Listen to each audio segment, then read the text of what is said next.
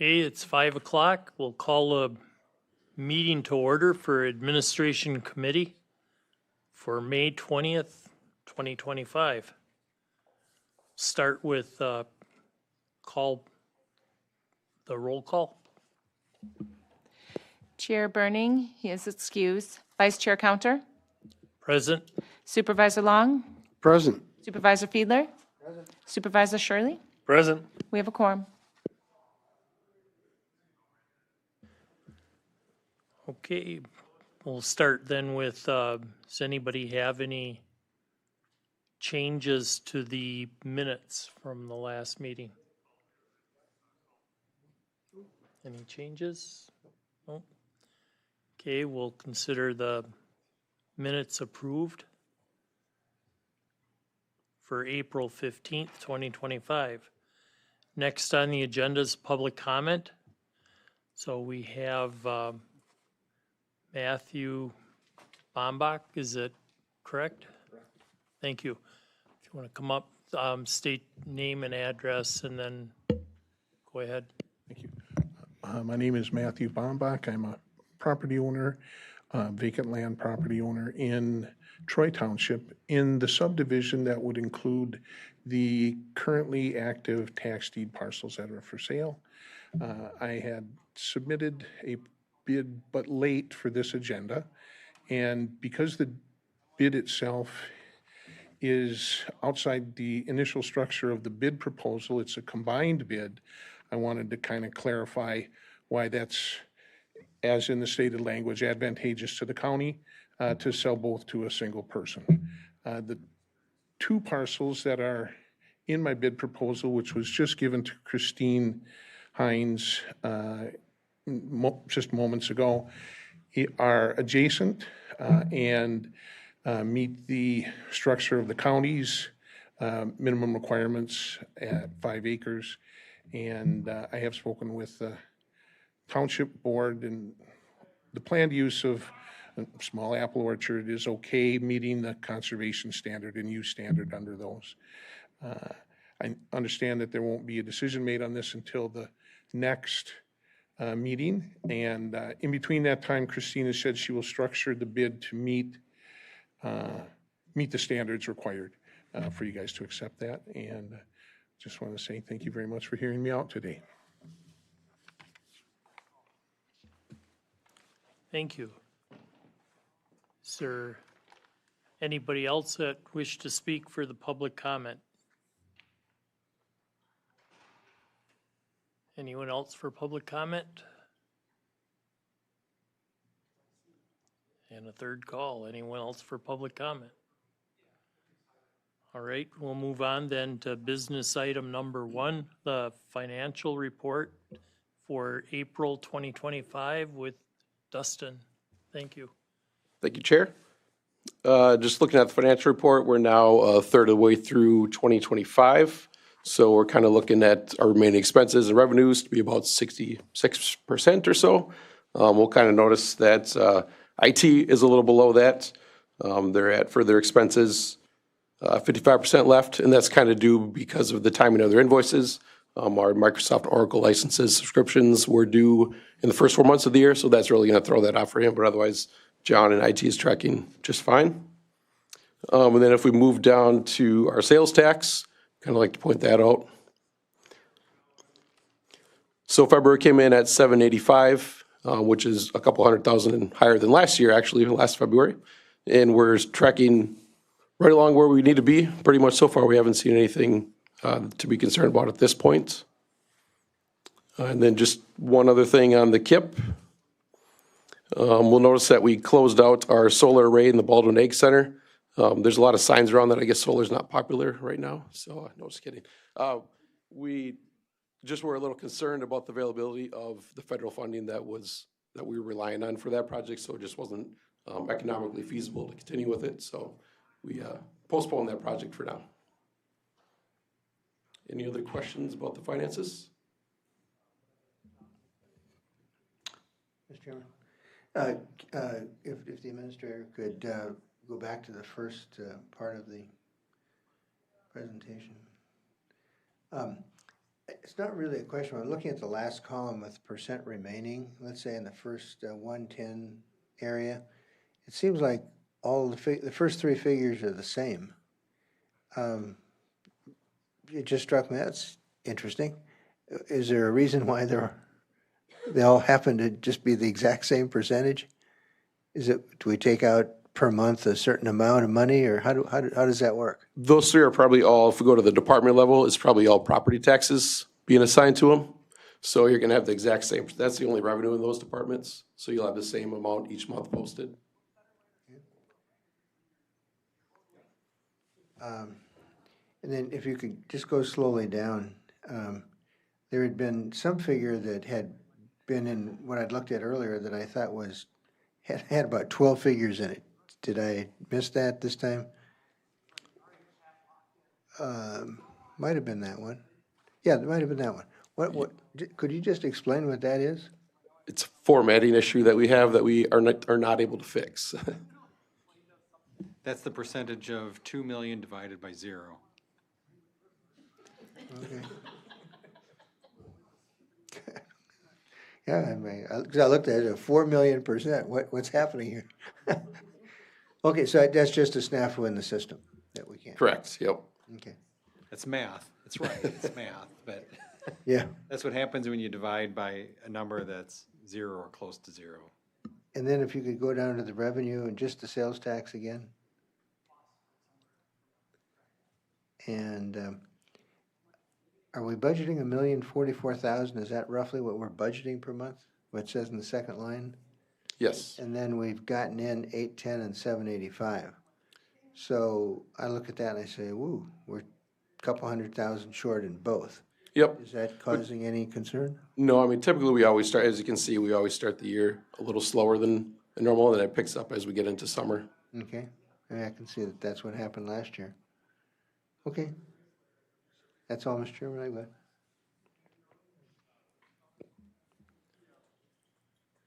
Thank you, Dustin. Next, we have consideration of tax deed bid from Christine.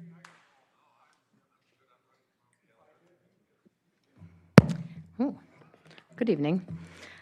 So we have 7 parcels that are currently, had been advertised and are on our website for ongoing sale, just meaning that last year we did open up bids for them and publish them for 3 weeks in the paper and received no bids on them. So Tax Deed Committee met again regarding them, and we've just now placed them on for ongoing sale. We did receive a bid from an adjacent property owner on one of the parcels. This is not the gentleman that was here earlier, but that parcel 04013127597 that's outlined in blue there on the screen, we received a bid for that parcel in the amount of $4,500 from the adjacent property owner that lives at 517 Edie Court, right adjacent to that property. These properties are a little bit different because they're for ongoing sale. They do not have to meet the minimum bid. Last time we tried, we asked that you at least come in at the appraised value or the minimum bid, which was set at $9,500. These, now that they're just on ongoing sale, we take any bids that we get on them and bring them directly to you in the following month. And that bid is what we received for that property, that parcel.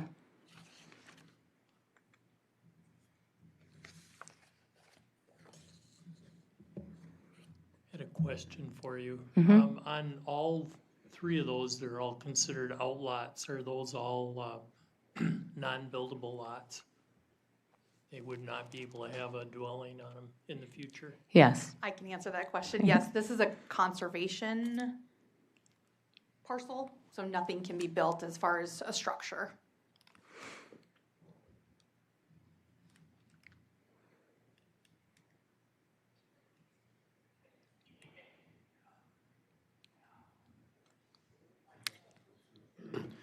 There be any particular reason not to accept this bid?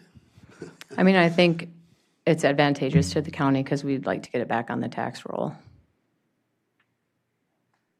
And it's an adjacent property owner.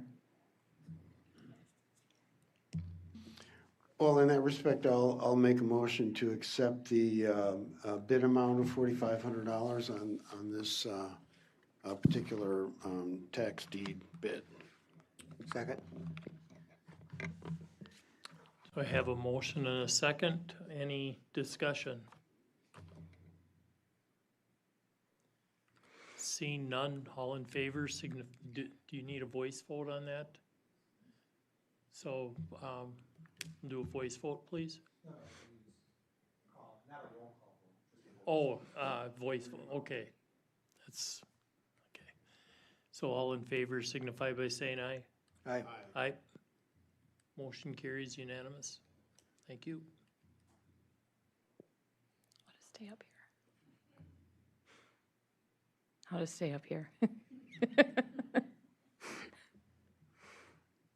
So we have the next one, set value of house acquired by tax deed in, excuse me, the REM foreclosure in the city of River Falls. And Christine? So the next two, this one is a, similar to that, except for there's a property on this on this lot.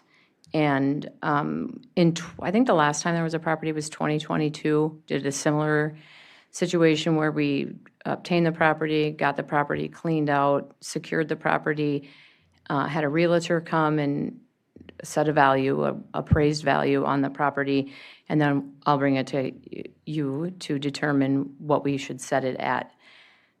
The way that it was done before was we used this to get it on the market and advertise for sealed bids, letting people contact the realtor if they wanted a showing of the house, set a date for sealed bids, and bring them to admin committee when and if we receive any. This property is located in the city of River Falls. It has extensive damage to the roof. The shingles need to be replaced, and a tree fell on the roof, which we did have cleaned up. You can see in the background information that the balance due with the treasurer through things that have been done is $17,282.84. We had an additional cost to remove debris of $4,924. The assessed value of the property is $160,000, and the value that was submitted by the realtor was $119,000. That was his suggestion for what to market it at. Probably due to the damage to the roof, it needs to be replaced. And some of the structure in the back would need to be repaired as well.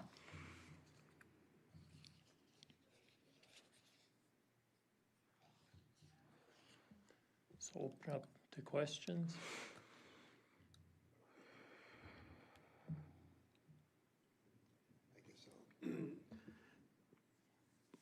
In your estimation, does it seem reasonable? I mean, it's a good starting point for setting that value at 119? I think it was pretty comparable to the other properties that he had listed. It wasn't far off from what other comparables were that he had submitted. I know I did take a look at what he had and did a little look on my own too, and I would totally agree with you that that's probably pretty accurate for a good starting point. Yeah. The process for these in-run foreclosures has been changing over the last 2 years, but it's changed again. So maybe Heather could just review that for you guys so you understand the implications of the price you're setting it at. Yes, so with the changes in the statute, that's why we updated and amended Chapter 3 to be consistent with the statutes. It used to be that counties could keep a percentage of the sale price after the back taxes and specials and cleanup costs were paid. But with the change in the law and the case that went to the United States Supreme Court, counties cannot retain any monies except for what it has to expend to clean up the property, to do the in-rem tax foreclosure process, and then all the back taxes and specials. So if this property were to sell for $120,000, the county would be made whole by paying all our costs, and then the balance of it, the treasurer will send a check to the prior homeowner on the tax bill. If the check comes back, it's held, and then after a year, it can go to the unclaimed funds. So that's the process now. That's required by statute.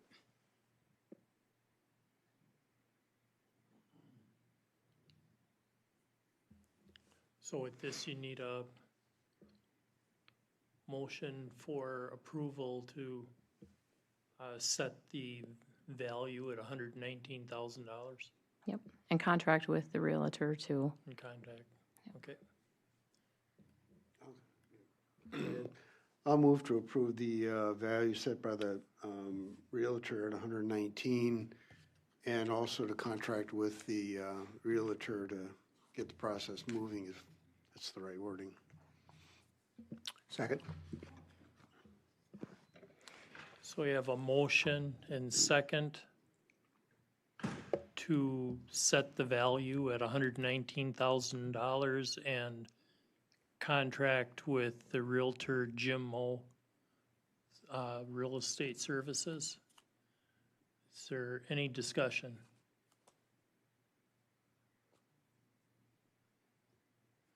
Seeing none, all in favor signify by saying aye. Aye. Aye. So motion carries unanimous. So we'll move on to item 4 of the business items, set value of a house acquired by tax deed, foreclosure in the village of Hammond. same situation, very similar. This property acquired is in the village of Hammond. You can see from the cover sheet, the balance due is $20,377.28 for assessments and back taxes. It was $12,680 to clean. The assessed value on the property is $129,500, and the value set by the realtor was $100,000 on this property. The only thing I can think of with this property that was, he indicated that there was some mold in the basement, but the rest of the structure was sound. It didn't have damage as the River Falls property did. Maybe the cost difference is location, what?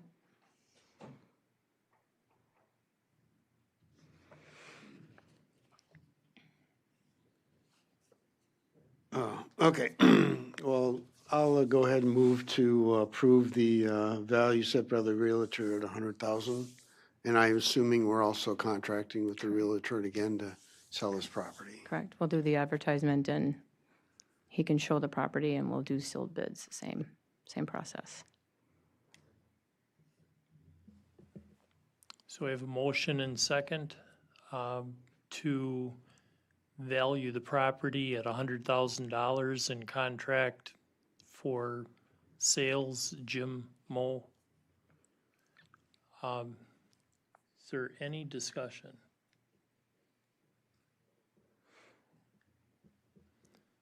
Seeing none, all in favor signify by saying aye. Aye. Aye. Motion carries unanimous. Thank you. Thanks.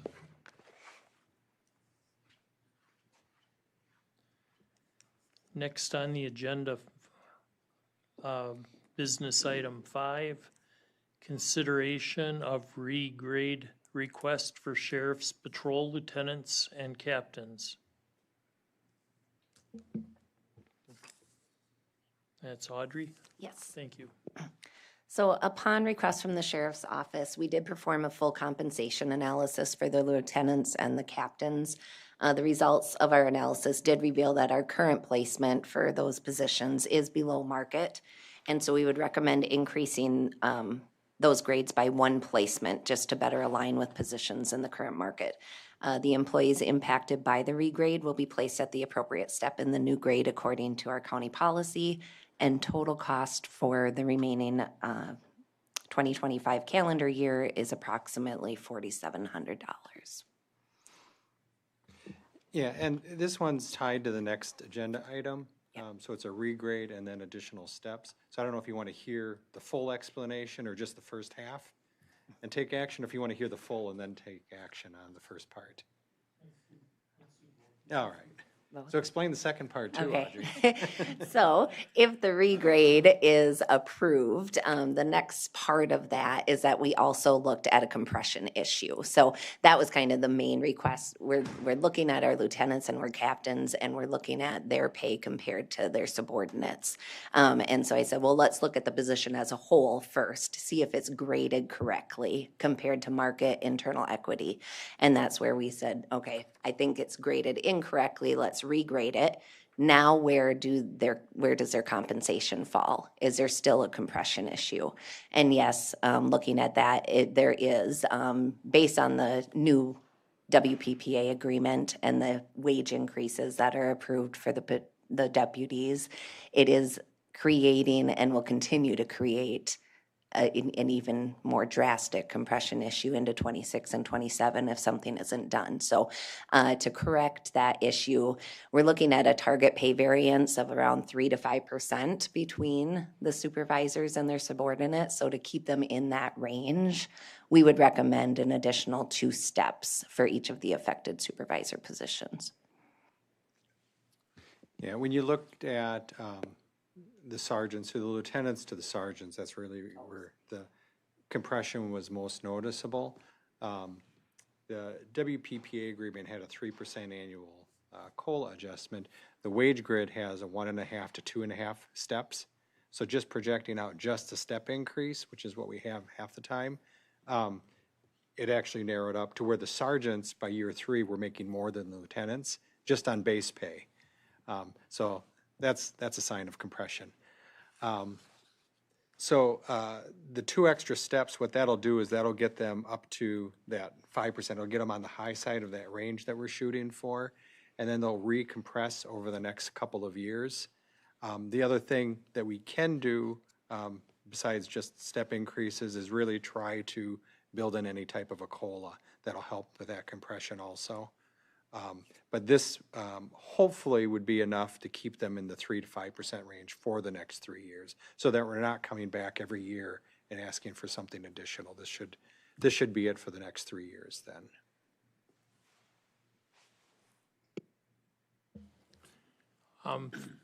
If we go under the recommendations that you have here, how is that budgetary?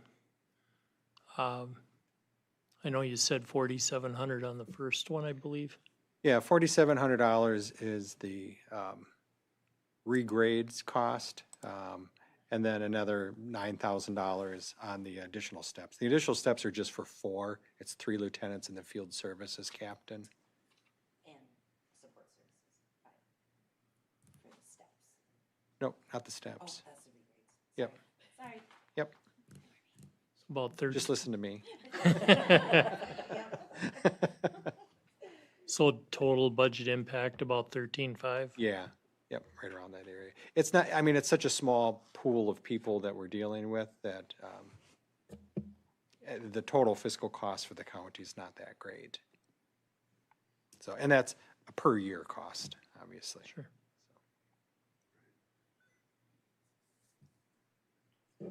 Does anyone have any questions? Go ahead. So the 13.5 for both is just for the last half of this year. So next year, we're looking at double that, right? No, I think that's the annual cost, or was it the remainder of this year? Oh, okay. Okay.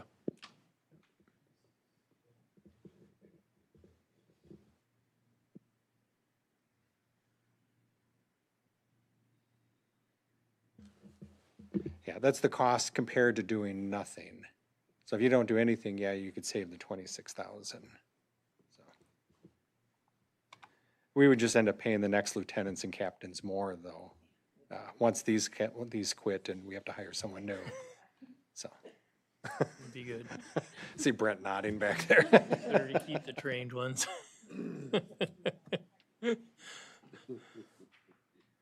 Yeah, they asked me if there's any way that we can stop this compression from happening in the future. I had some suggestions for them. They didn't care for any of them, though.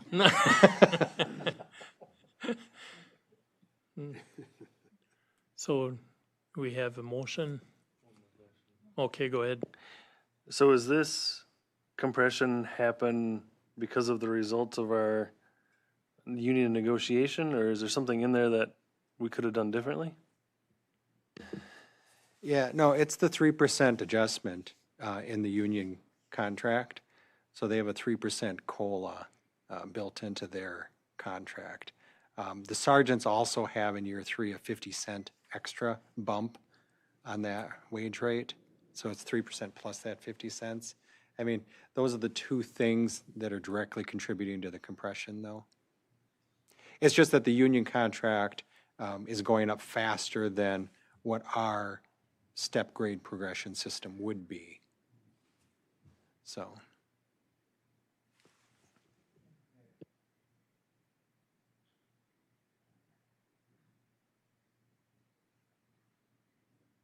So my other question is, can we actually take both of these together even though they're separate agenda items?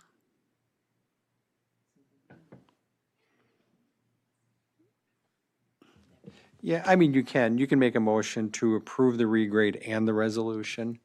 It's going to look like in the minutes, Amy's just going to record it twice. So it's going to look like two separate votes in the minutes, but you can take it as a single motion. There's nothing against Robert's Rules of Order from doing that.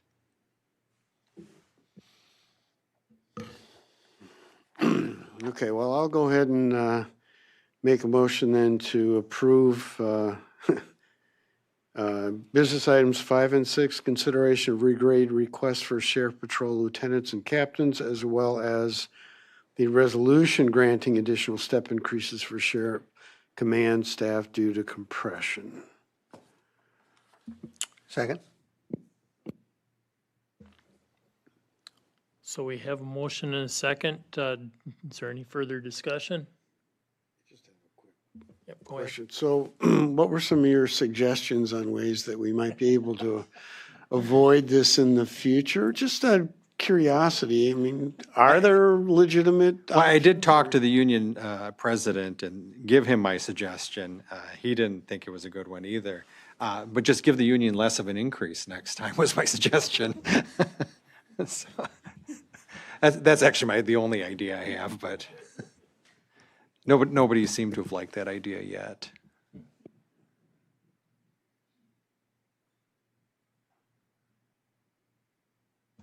Any further discussion?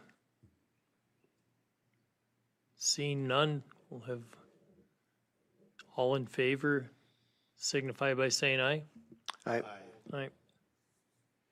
Any nays? Okay, unanimous. Thank you. We'll move on then to business item number 7. A resolution amending the 2025 budget, item 2, for creating assistant health care campus administrator position. Again with Audrey.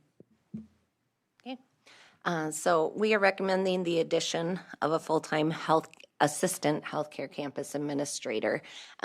Mainly the position will serve as really a key part in our succession planning strategy, ensuring long-term leadership stability in a pretty difficult to recruit for role in the industry. So beyond that, it will also strengthen operations by supporting leadership across multiple shifts with the 24/7. I think that it helps support having a leader there at different times during the day, and also just to help drive quality improvement efforts. And the position will be fully funded through healthcare campus profits, so no impact on the tax levy.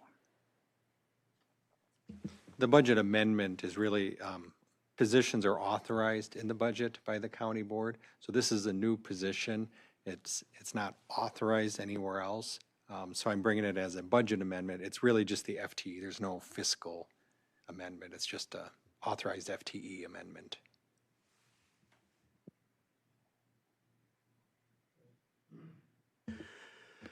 Okay, I think I know this is a good idea, but I do have two questions. Is there any impact on the health campus's ability or lack thereof to contribute toward debt service or increase their contributions toward debt service?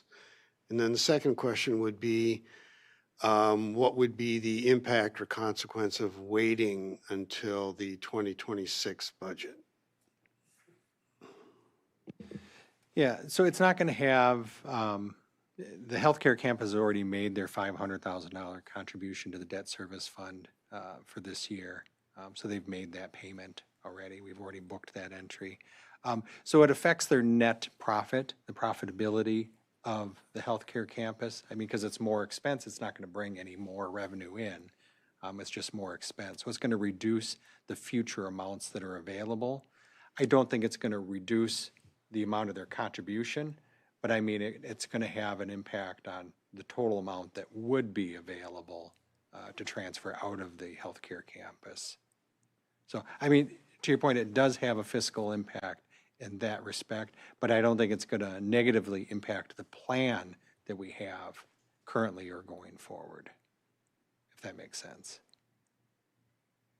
And then the fiscal impact of waiting, there's really, the financial impact is fairly minimal. I mean, you're going to have the wage and benefit costs for the remainder of the year. It's really probably just more of a timing-wise of recruiting for this position and getting them acclimated to the organization, and when we could potentially need transitionary services there for taking over and learning how to run the organization. I think there's a period of time, and I know for a lot of my department head positions, I really look at, it takes them 2 years to learn a new position. So when they get promoted, because so many things we do are just once a year things, that the first year, they don't know anything about it. They really, somebody has to show them how to do it. The second year, they're like, oh yeah, I think I've seen that before, but they don't fully remember it. And then by the third year, they're like, okay, I got this now. So it really takes probably a good 2 years to learn these types of jobs that don't have a lot of hands-on training ability. It's really just a matter of getting the job and doing the job. So that's why we'd like to get started on it sooner rather than later, though.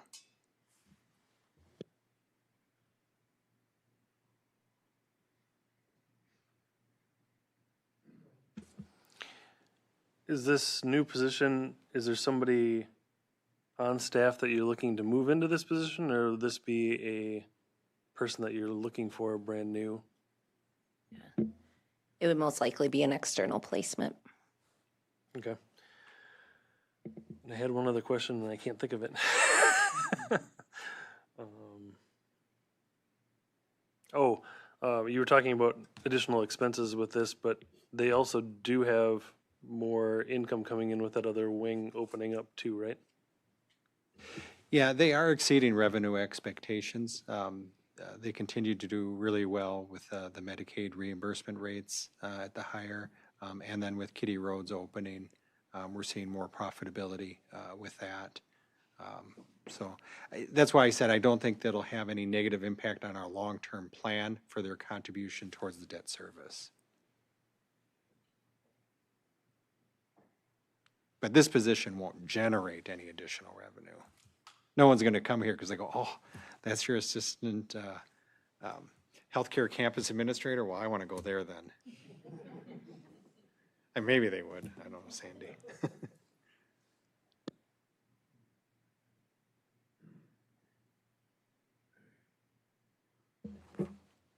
So I'd entertain a motion from someone. I'll go ahead. Yeah, I'll move to approve the resolution amending the 2025 budget to create the Assistant Healthcare Campus Administrator position.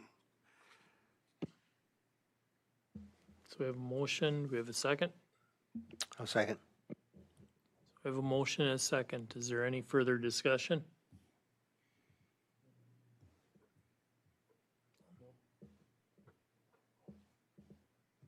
Okay, no further discussion. All in favor signify by saying aye. Aye.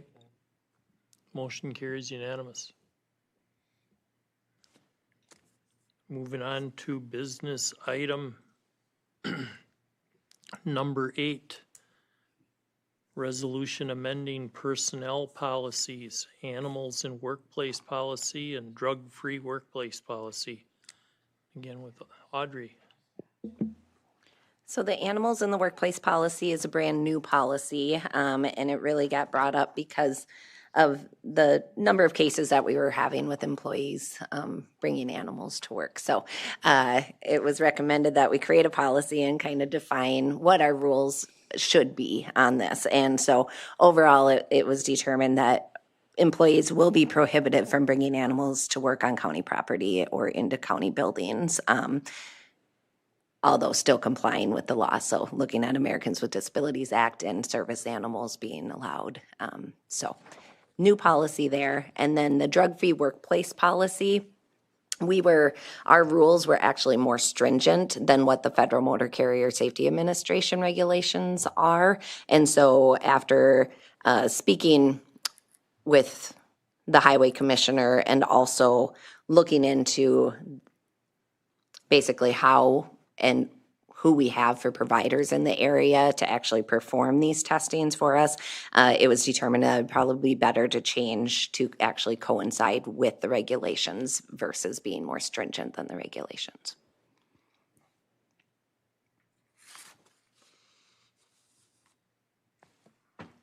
So, question, go ahead.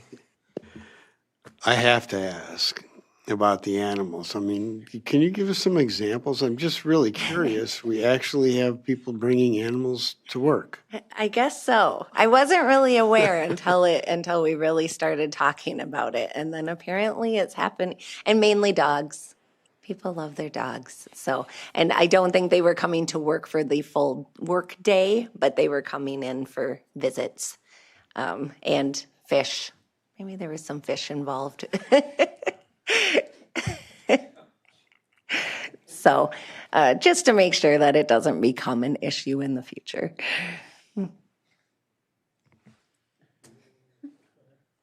I understand the reasoning behind the policy, and it's very reasonable policy.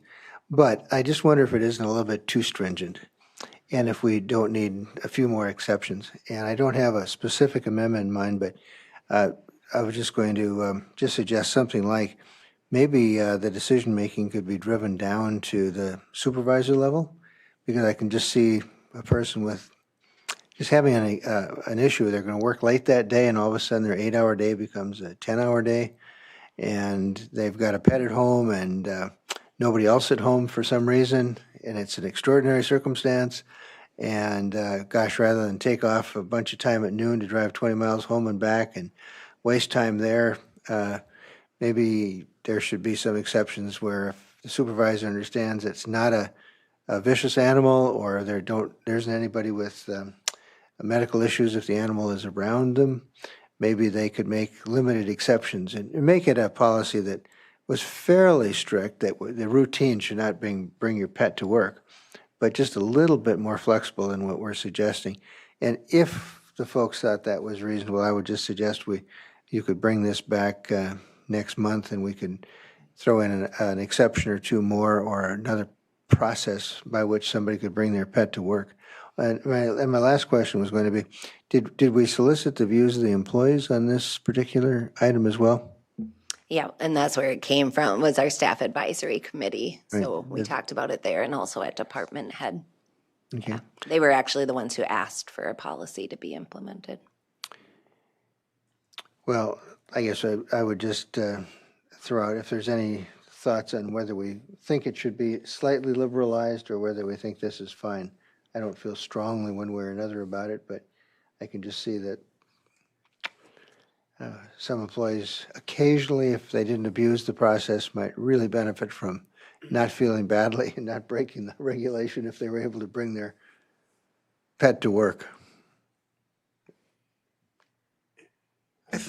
Sorry, can I? Yeah, I thought I had read something in here that maybe it was specifically a service dog, or? Yeah, the only exception is for ADA accommodations, which would go through the interactive process. So it'd have to be disability related in order to get an exception made.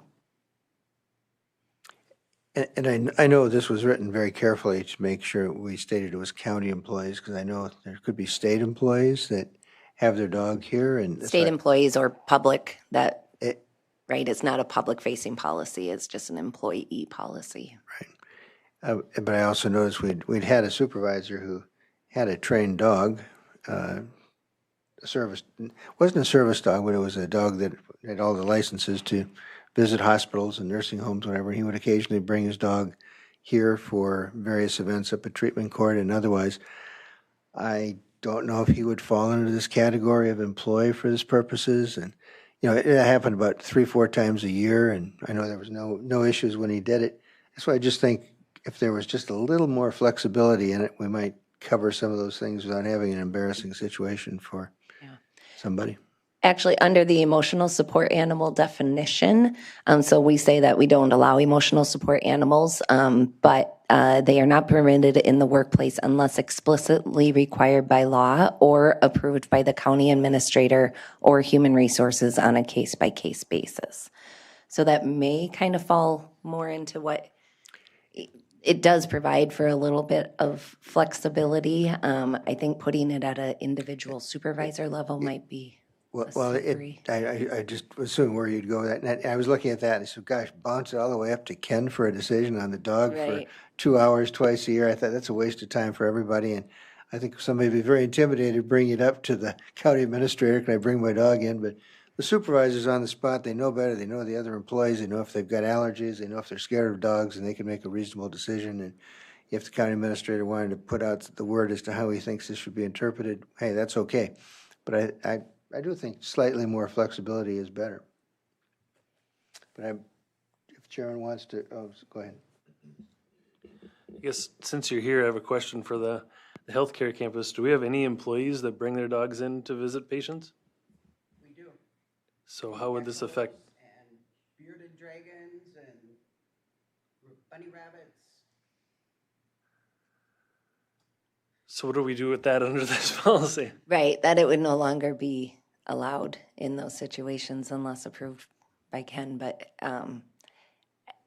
there was, right, we heard from both sides. Like, there's definitely the good things about having a pretty restrictive policy and also some negative parts. I'm an animal lover. I would love to bring your pet to work every day, but I understand the issues that can and the legalities around that, and the liabilities that it can create as well. So, Yeah, the way I would interpret my authority to provide those exceptions is if there's a business purpose for doing it, I would approve it. If it's just because they want to show and tell, I wouldn't. So, is there a benefit to the organization by providing that comfort animal?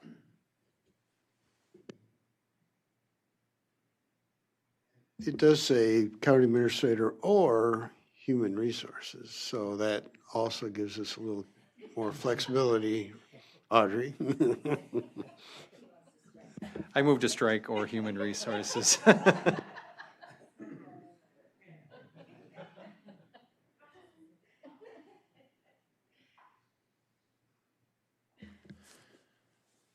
think the concerns that I would have with this is if it's employees and you're bringing in animals, there's two impacts. You have impacts to other employees that could potentially have allergies or issues that could cause a problem.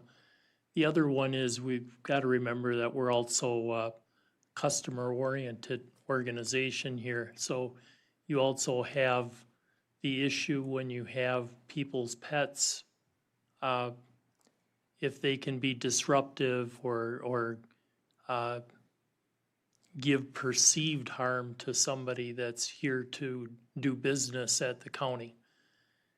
And whether they're the most friendly thing, some people have extreme fears of animals. So we have to look at it from that aspect. Now, but then as I think about it on the other side, I know the emotional support that this does for the patients that are at the nursing home is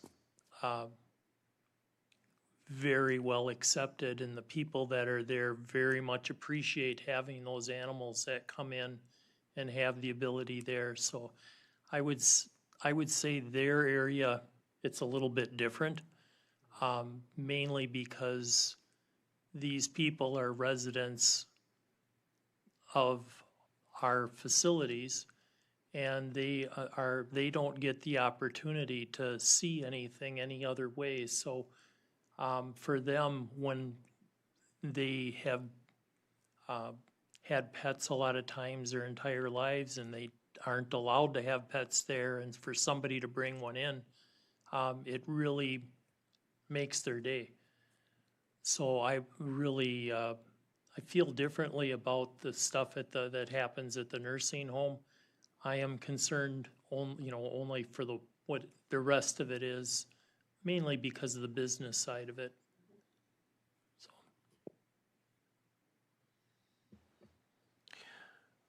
I think we share that same concern, so I think I will make a motion for an amendment to, I don't know where we want to put this in here, but I guess under the emotion, does it make sense to put it under emotional support? But what I want to do is to make the administration at the healthcare campus able to approve animals coming in to that location. So, well, probably just explicitly required by law or approved by the county administrator, human resources, or the healthcare campus administrator. You could probably just add that person there. It only applies to your building though, Sandy. You don't get to authorize the other ones. Yeah. I say you have to word it somewhere because some other department's going to say, well, Sandy said I could. Right.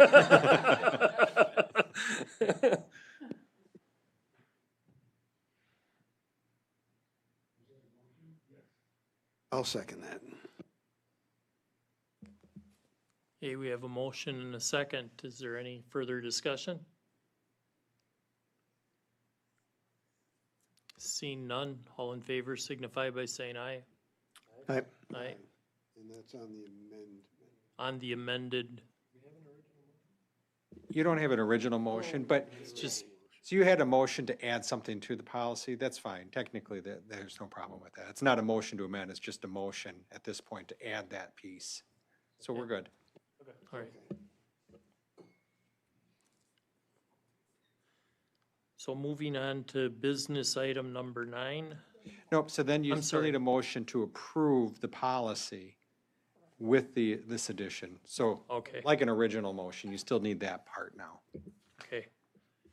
So I'd entertain a motion to, for the policy change, for our resolution amending personnel policies for animal in the workplace policy and drug-free workplace policy with the amendment. I'll make a motion to approve as amended the animals in the workplace and drug-free workplace policies. So we have a motion and a second. Any discussion? Seeing none, all in favor signify by saying aye. Aye. Aye. Okay, motion carries unanimous. And now, business item number 9, resolution confirming and ratifying the authority of council for St. Croix County to add additional defendants to opioid litigation, including in MDL 2804. That's Heather? Yes, so this resolution will allow the attorneys who are representing the county in the ongoing opioid litigation to add additional defendants as those defendants are located. So it's a rather lengthy resolution, but basically to sum it up, the county board would be approving and confirming that the law firms can file appropriate pleadings in the current lawsuit or any other federal or state court proceedings to add additional parties that may be subject to the opioid litigation issues. And that it also confirms and ratifies the authority of the Corporation Counsel or the board chair to execute and deliver any documents that need to be signed for the law firm to add these defendants. You want to explain why this came up? This came up because currently in the litigation, Optum is one of the defendants. The attorneys for Optum have indicated that the county never authorized the law firm to add Optum as a defendant. In reading the documents in the previous resolutions, I think the county board did authorize our attorneys to add any defendants that may be related to opioid issues to be added. This resolution will just confirm and ratify those previous resolutions and make it very clear that the county board is authorizing our attorneys to add additional defendants as needed. Yeah, Optum actually filed a lawsuit against every county, or probably 71 of the counties. They filed a notice of claim, correct, yeah, indicating that this was never done properly. We disagree with them, so that's why this is Cross-suit, counter-suit, that stuff. more litigation. Mr. Chair? I'll move the adoption of the resolution confirming and ratifying the authority of council to add defendants to the opioid litigation. So we have a motion and a second. Is any discussion? I do have just a curiosity question. That Exhibit A has a laundry list of pretty much everybody that they could think of. I was really surprised to see that long list. I mean, is that just here are some people that we might include and we could do others, or?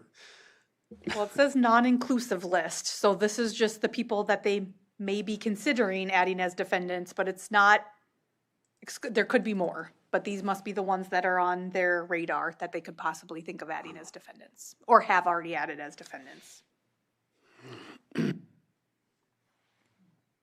Because Optum is on here. Optum's already part of the litigation, but they're adding them just to be very sure that they're covering all their bases. That it's clear that the county board is indicating that Optum should be a defendant.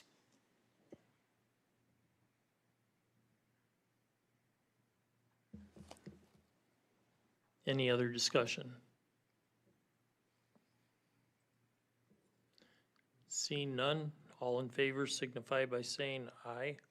Aye. Aye. So we have unanimous. And that concludes our business items, 1 through 9. We'll move on to request for future agenda items. Got any? I have one. It's the bond sale is coming up, so that's going to occur on the first Tuesday of June. And so if you remember, when we've done other bond sales, we have a special admin meeting right before the county board meeting because the bond sales occur that morning. So just plan on having a special admin meeting half hour or so before county board, in which case you'll get the bond sale information that day. Quick question. If there's no objection, can we ask some questions at this point? If there's no objection. Well, that's what I'm saying. If I know that normally there's no discussion on future agenda items, but I wondered if the administrator could give us a little heads up on the bond rate and what he's expecting and whether there's any leeway in that.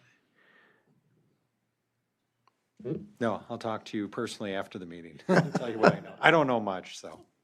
Is it maybe I can ask corporate counsel, is it the county bylaws that preclude us from discussing it? It's not a state law. Open meeting law, it's not, it's by statute because it's not notice for the public to know that you're talking about it. And so that's why it's just a request for a future agenda item and not a discussion about future agenda items, because maybe the public would want to be here to hear the discussion, but they won't know because it's not on the agenda. That's why I say no. Fair enough.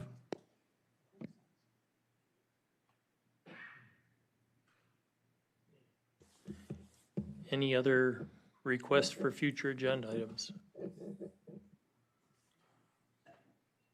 All right, and we'll move into announcements. Do we have any announcements?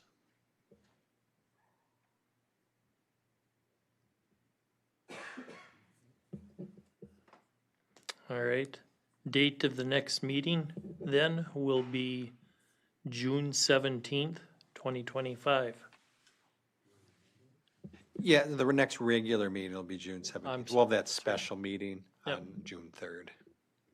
So our next meeting will be half hour before the next full county board meeting, which is June 3rd. And then our regularly scheduled meeting would be June 17th, 2025. So, nothing else, and we'll adjourn at 5:55.